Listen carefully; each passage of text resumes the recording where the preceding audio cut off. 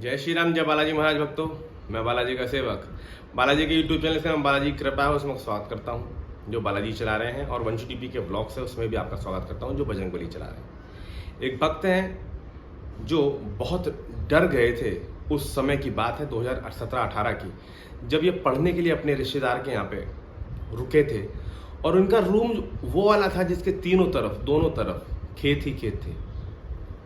उन खेतों में से इनके कमरे में आवाज आती हुई सुनाई देती थी पायल की और चूड़ियों की, और रात के समय कोई इनको दबाता था और नेगेटिविटी के गंदे सपने आते थे। समझते होंगे आप किस तरीके से ऐसा इनके साथ होता था। इन्होंने हमें बताया। अब ये समस्याएं साथ में चल रही थी और साथ के साथ ये इतने डर गए थे, अपने कमरे का पर्दा भी नहीं हटा पाते थे, खिड़की भी नहीं खोलते थे। रोज रात को 2 बजे इनके कमरे की खिड़की बजती थी, जबकि खिड़की 10 फुट 12 फुट ऊपर है इनका रूम वो था 12-13 फुट ऊपर खिड़की थी रोड से, तो कोई बजा भी नहीं सकता, खोल भी नहीं सकता, अपने आप खुल जाती थी। इतना डर गए थे कि इन्होंने सोचा कि भैया तो गड़बड़ होने वाली है। तो आसपास के कुछ लोग थे जिन पर देवता की सवारी आती थी, वहां पे कई जनों को दिखाया इन्होंने, कुछ ने उपाय किया लेकिन कोई आराम नहीं आया। फिर इनको कोई हनुमान जी के भक्त के पास ले गया। हनुमान जी के भक्त के पास जाने के बाद उन्होंने धागा बांधा, झाड़ा लगाया, और हनुमान जी के भक्त के पास से जब ये आए हैं, इतनी पावर शरीर में और डर बिल्कुल खत्म, और अपने कमरे की खिड़की भी खोली, पर्दे भी खोले जबकि डरते थे, और अपने कमरे में डरना बंद। अपने ही कमरे में जो डरते थे ना, डर डर के रहते थे, वो डरना बंद हो गया।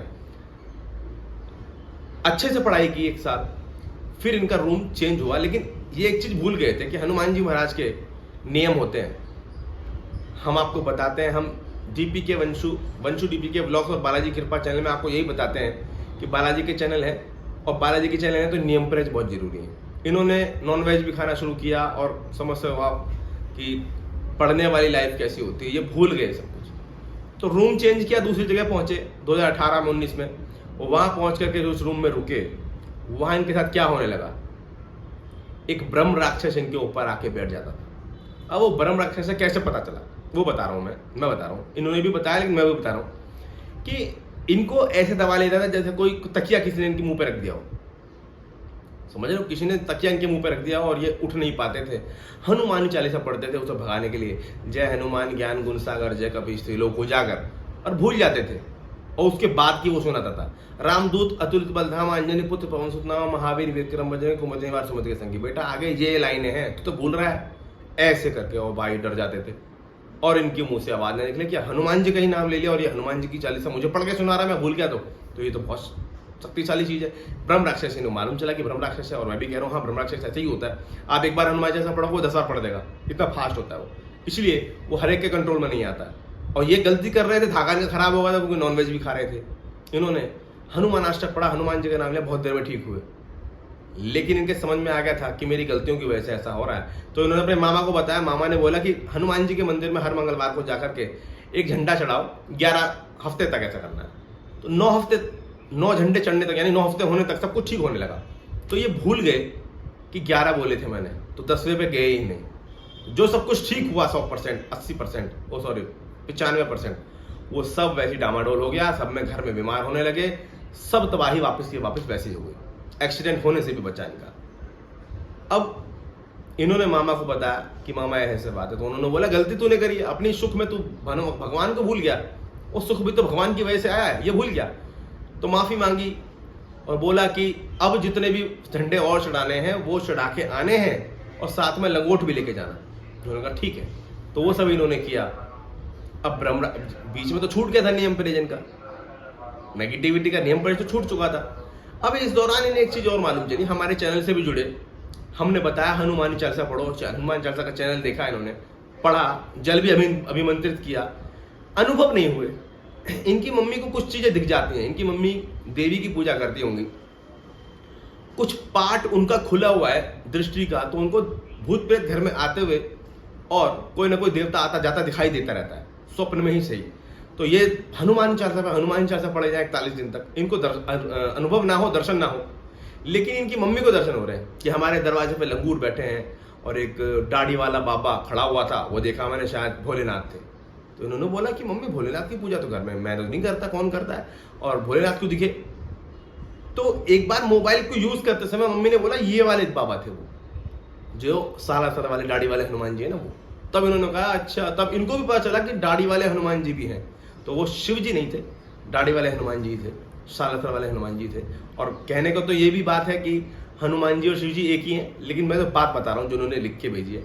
अब सारी प्रॉब्लम्स को खत्म करने के लिए इन्होंने एक पाठ रखवाया, भागवत का पाठ।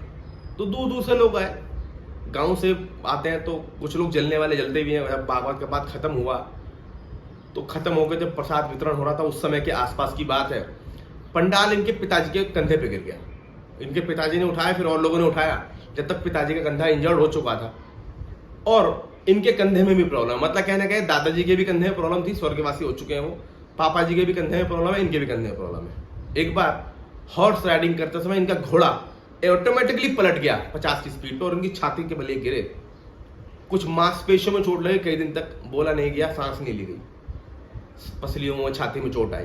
कहने का मतलब यह है कि हनुमान जी महाराज के नियम तोड़े, थोड़ी गलती हुई इनसे, और जिससे प्रभाव दिखा, सब कुछ ठीक हुआ झंडा चढ़ाने से, तो अपनी खुशी में पूरा का पूरा संकल्प करना भूल गए, 11 झंडे चढ़ाना भूल गए, 9 ही कर पाए, खंडित तो हो गया ना वो।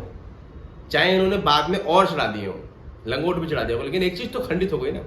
खंडित होने के बाद भगवान की कृपा थोड़ी कम हो जाती है, क्योंकि वो देखता है तो झूठा निकला और नेगेटिविटी वापस प्रभावित हो जाती है। तो नेगेटिविटी की समस्या भी इनको आसपास जरूर होगी, खत्म नहीं हुई होगी। इन्होंने हमें ये अनुभव लिख के भेजा, पार्ट 1 है, पार्ट 1 ही लिख के भेजा है, पार्ट 2 और 3 और भेजेंगे। और कई बार ऐसा हुआ कि एक्सीडेंट होने से बचा, और हनुमान जी महाराज श्री राम जी के नाम लेते हुए स्कूटी चला रहे थे जिसमें ब्रेक लगभग फेल ही थे और उनको कुछ भी नहीं हुआ। ये खुद ताज्जुब में है, वो एक्सीडेंट हुआ क्यों नहीं, वो एक्सीडेंट जो हो रहा था वो हुआ क्यों नहीं। ये हनुमान जी महाराज की ताकत होती है। हनुमान जी महाराज के घर में, इस घर में पूजा होती है, उसमें बच्चों की, भक्तों की अपने आप ही रक्षा होती है। ये अनुभव इनका है, और अनुभव के साथ परेशानी भी बताई मैंने, चुड़ैल से रिलेटेड समस्या, जो पहले एक भक्त ने धागा पहनाया भगा दी, दूसरी बार इन्होंने नियम तोड़ दिए, नहीं तो वो ब्रह्म राक्षस भी चला गया होता। अभी नेगेटिविटी की समस्या इनके आसपास जरूर होगी। खूब पूजा पाठ इन्होंने किया, जब 41 दिन तक 100 हनुमान चालीसा किया था तो सोचा कि मैं तो सिद्धि बहुत सारी लेके बढ़ जाऊंगा, लेकिन ये नहीं पता कि सबसे पहले घर में नेगेटिविटी खत्म होती है, रोग खत्म होते हैं, उसके बाद पूजा पाठ सफल होती दिखाई देती। कभी कभी तो लोग अनुभव भी नहीं होते, जैसे इनके साथ हुआ, लेकिन इनकी मम्मी को सब कुछ दिखता है, इनकी मम्मी को सब कुछ दिखता है, 40-50%, 60%, वो अच्छी बात है। तो ये खुश हुए कि मेरी पूजा पाठ कहीं तो सफल हो रही है, जो मम्मी को दिख रहे हैं, बंदर दिख रहे हैं, सालासर बालाजी दिख रहे हैं, इसका मतलब हनुमान जी की कृपा कहीं ना कहीं तो है। और ऐसा ही मैं कहने जा रहा हूं कि ये अनुभव के साथ आपको मालूम चला होगा कि अपनी गलतियां काम कर लेते हैं, नेगेटिविटी किस तरह से अटैक करती है, क्या क्या कर सकती है, किस हद तक पहुंच सकती है, और हमारी गलतियों की वजह से हम अच्छा होने के बावजूद वापस बैक में चले जाते हैं, ये आपको मालूम चला होगा।